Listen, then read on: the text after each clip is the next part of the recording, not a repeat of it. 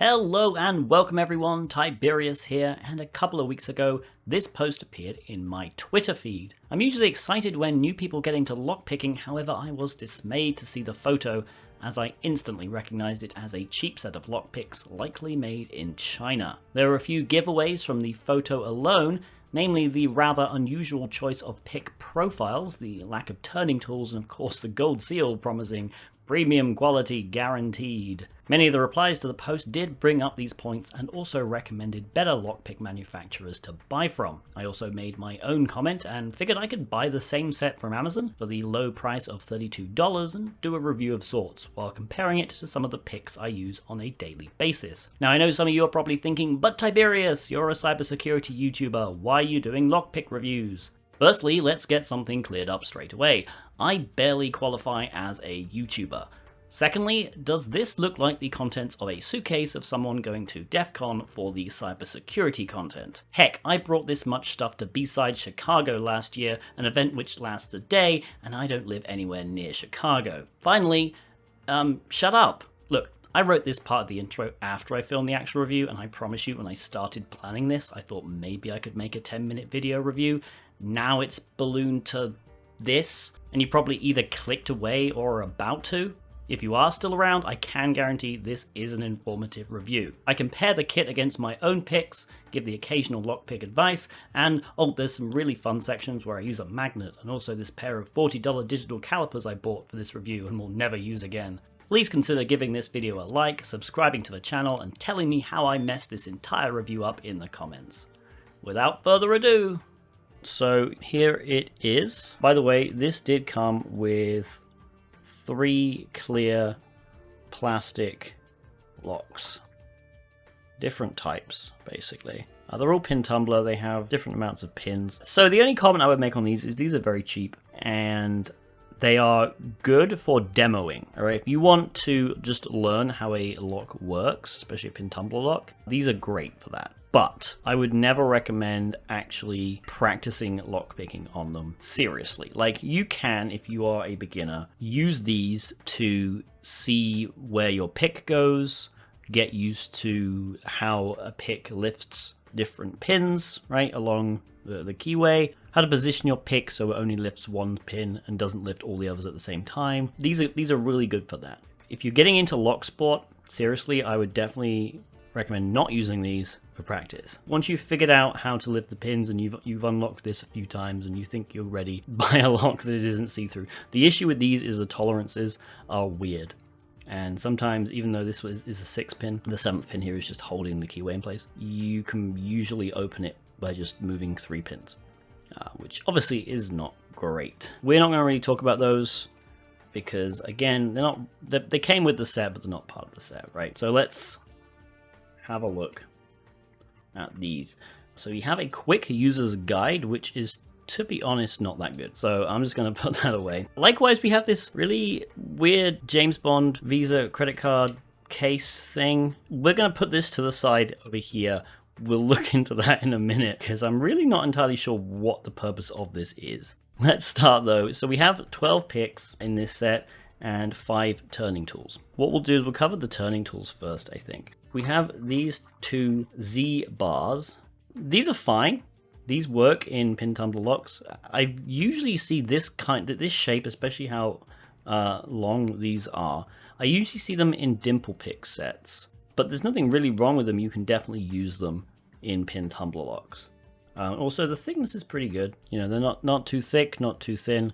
So flexible wise, they're a little flexible. You don't really want a flexible turning tool because a turning tool is one of the primary methods of getting feedback while picking. So these are okay. We then have a smaller Z-bar. This, again, this is more in line with what I would find in regular lockpicking sets as a turning tool for pin tumbler locks. So this is all right.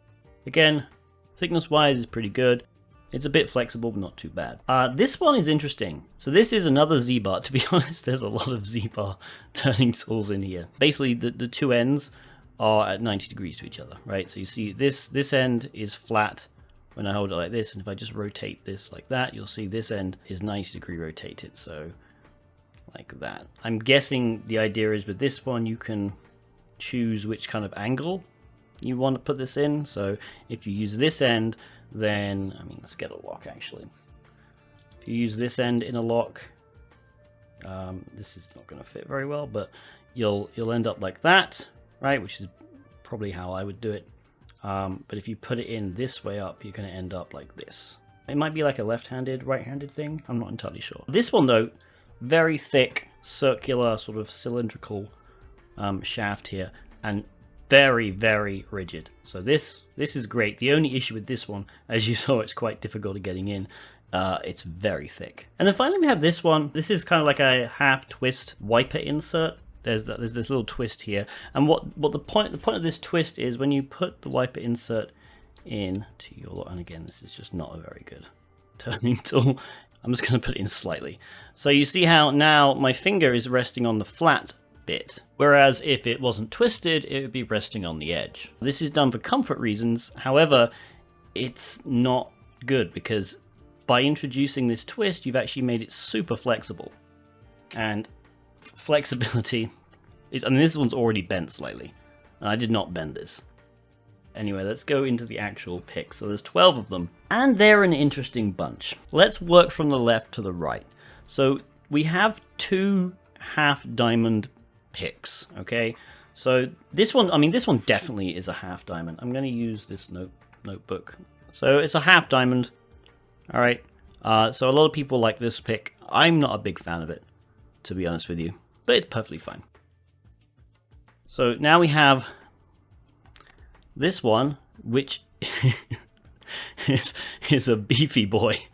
If you compare the shaft, all right, I mean, this one's not too good, but this one is huge in comparison. Like, it's very thick, and the issue is you might just, with the shaft, you might be hitting other pins. So if you're trying to get the 6th pin at the back of a lock with this guy, you're very likely going to be hitting the 5th, 4th, etc. pin, right? Just because of how thick this is. Whereas with this one, yeah, probably a little bit better. All right, this is, as far as I can tell, not an actual pick. It's basically a key extractor, I think. If you have a key that's broken in a lock, you can kind of use this to bypass the pins and then grab onto the key and pull it out.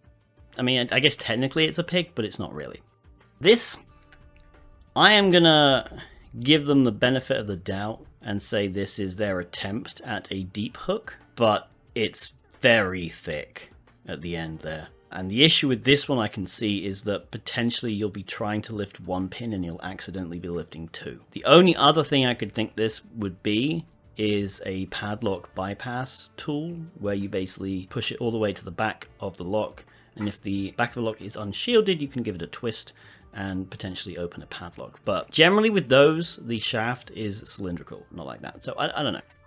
These 2 picks are actually pretty decent, I think, in terms of the profile. These might be the only really useful picks for single pin picking in this set.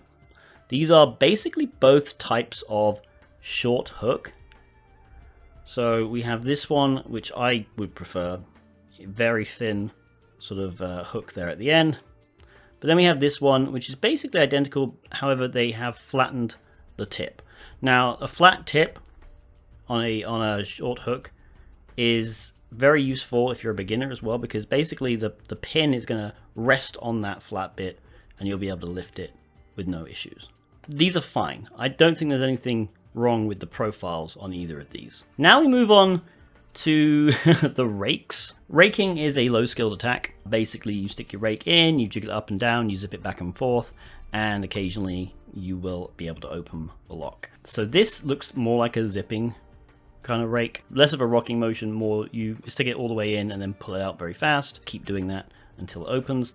These are definitely rakes. Yeah, this is a triple peak and this is a double peak, okay?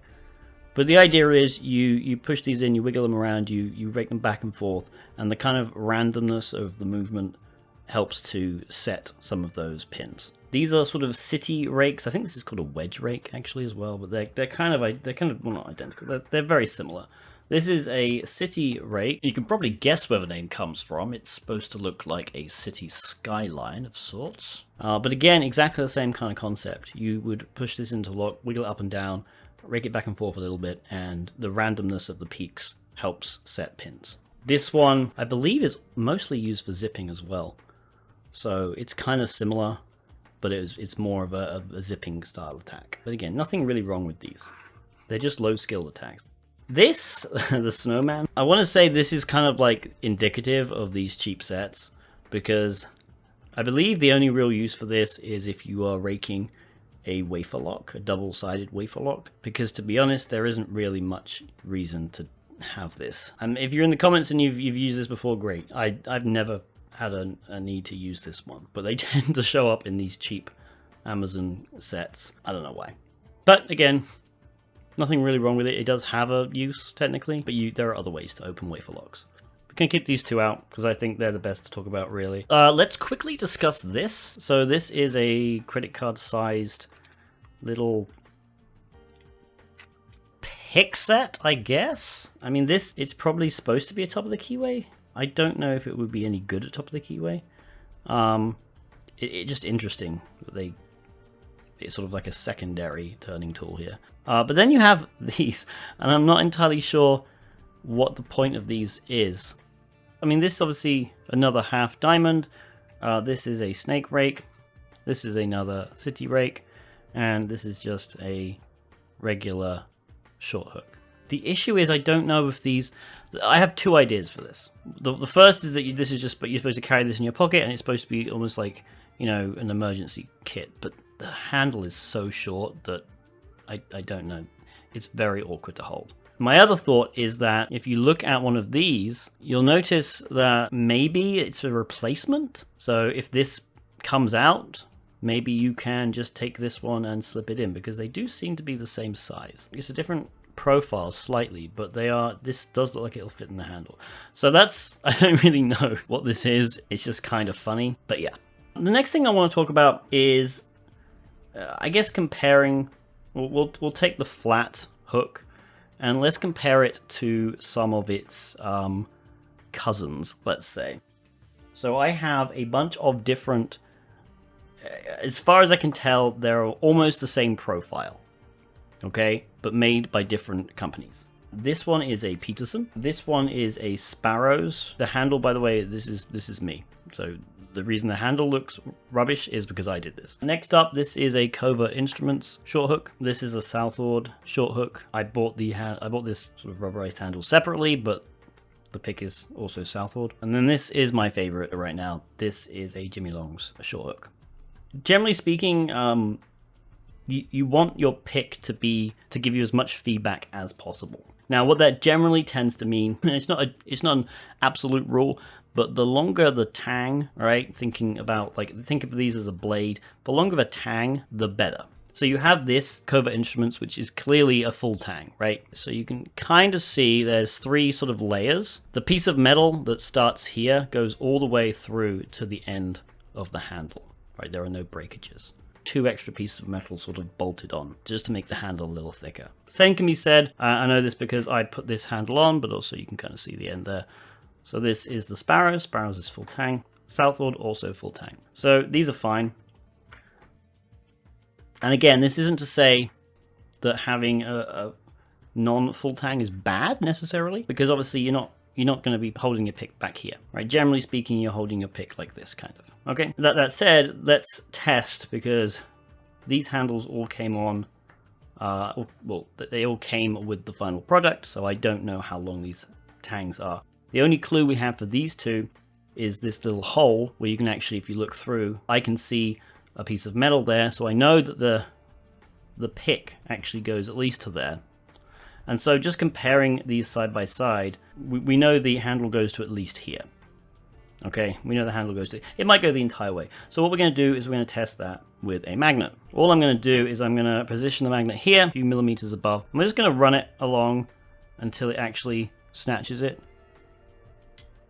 Okay, so that basically confirmed, yeah, it's kind of as soon as you go over this bit, that's where it picks up. So that's okay. That's not too bad. Now with the Peterson, let's go all the way along again. And the Peterson again, pretty much when you move the magnet over the hole, it confirms the tang. So this definitely has a smaller or shorter tang. All right, we line them up. We line them up like this, so the picks start at the same point. All right, you can see the Jimmy Longs has what, about ½ an inch further, I would say. Now this one, we'll do the same thing. And basically, I think it just goes to here. So, and honestly, if you flex the handle, you can kind of feel that. But there is no metal in this bit at all. So this has a, I mean, the problem is this could snap out. And even though you are holding it here, that's really not much leverage. So that's one criticism I would have. Okay, so the final thing I wanted to talk about before we actually try and use one of these picks to open a lock is the actual thickness of the pick. So what I mean by thickness is basically this bit, all right? So I know that this Peterson pick is supposed to be 25 thousandths of an inch thick. And this one, the Jimmy Long, is actually a really useful one. You probably won't be able to see it, but written there is the number 23. All right, and then it says SFH, which means short flat hook. But this means 23 thousandths of an inch thick. So this one is slightly thinner than this Peterson. And I believe the covert instruments are also supposed to be 25 thousandths, maybe 23. I'm not entirely sure about these two either. But what I did notice when handling, when comparing the Peterson and this Amazon one side by side, like my eyesight's not that good, but I could still tell the Amazon one did look a little thicker. But let's actually test this. And I googled like how do you measure very thin pieces of metal, and the answer was effectively you use calipers. So we have some calipers here. I'll turn them on. Okay. So what we're going to do is I'm actually going to go from the bottom all the way to the top. So we are going to test the Jimmy Longs first. I'm going to be quite methodical about this. I'm going to close, I'm going to zero, and then we're going to open it. And I'm gonna always measure the end of the pick, because obviously that's the real part that's the most important part. So I'm just gonna basically close in on, oops, close in on the edge, and we see, there we go. And I'm not really pushing. I'm pushing to keep it closed, but I'm not gonna put any more pressure than that. And we see 23 thousandths of an inch thick. So that's good. So that was the Jimmy Longs. Again, we're going to close it. We're going to zero it. Let's look at the Southord. I don't know what this is supposed to be, but looks like potentially 25 thousandths and a bit. Again, that's okay. So close it, zero it. This covert instrument should, I believe, be 25. So we'll see how good that is. That's 24, actually. Okay.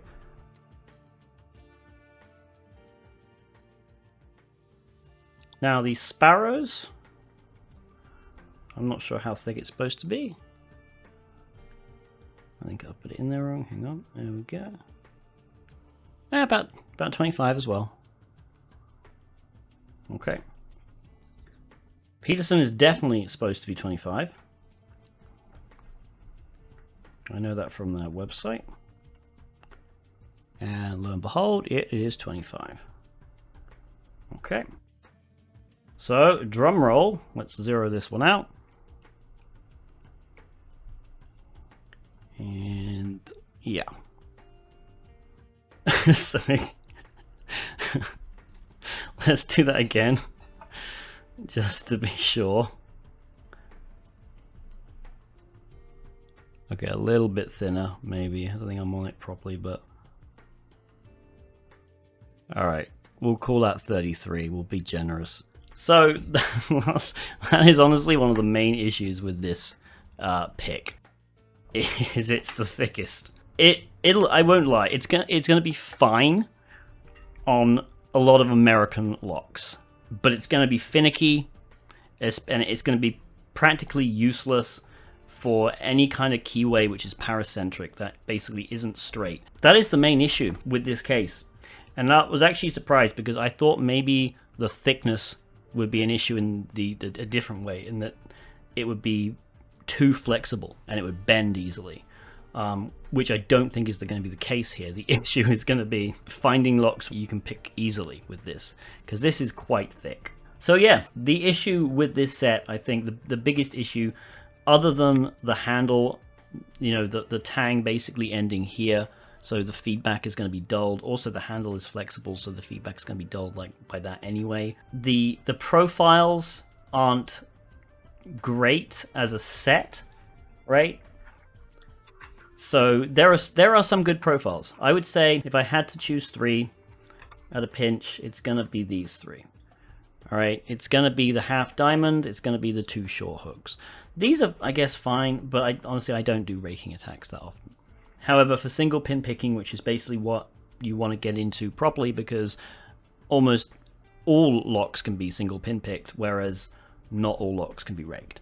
All right, so generally speaking, the single pin picks are your best picks. These 3 would be the best. However, the fact is they're all very thick, so good luck at picking most locks, especially European locks. It's going to be impossible to pick anything paracentric, or at least it's going to be very, very difficult. And I think that's probably my initial sort of conclusion there, is that the pick set just isn't worth the $30 or $32 I paid for it, simply because you just don't get much for that amount. I imagine most of the money went into making these, and these aren't even that good. These are fine for training, but they're not good for practice. The turning tools, again, they're all very thick, and hopefully this is a top of the keyway, and we'll try that out. But I am disappointed, although to be honest, I went into this thinking I would be disappointed. So yeah. All right, let's actually try and pick something with these. Okay, so I'm going to pick this master lock. I think this is a master lock 140, 141. It's very, so I've rated it easy. My ratings are entirely subjective, but I think that basically most people, even those new to lockpicking, should be able to pick this with a little bit of practice. I did try and use this as a top of the keyway. The issue, it falls out. Like, and top of the keyway turning tools fall out a lot. This one falls out more than most of mine. So I'm not even going to attempt, because like I feel like it's just gonna not. It's not gonna. Yeah, see, it's not gonna be very good. So we're gonna. I also tried putting this one in, and it just does not go in properly, as we saw earlier. Again, these just take up too much of the keyway, I think. So I could try this one, but this is just kind of such a weird angle to pick at. So I'm not entirely sure how good this is going to be. Oh, okay. That did work. Okay, let's try that again. It's a very awkward angle to pick at. I usually, like I said, I usually pick with my finger on turning tool up here. So this is kind of unusual for me. We're using this one, by the way, so the short hook with that isn't flat. I might try and use this one actually. If I put it in this way, I think, yeah, maybe that might work a little bit better. That's much more natural to me. Okay, nice click there.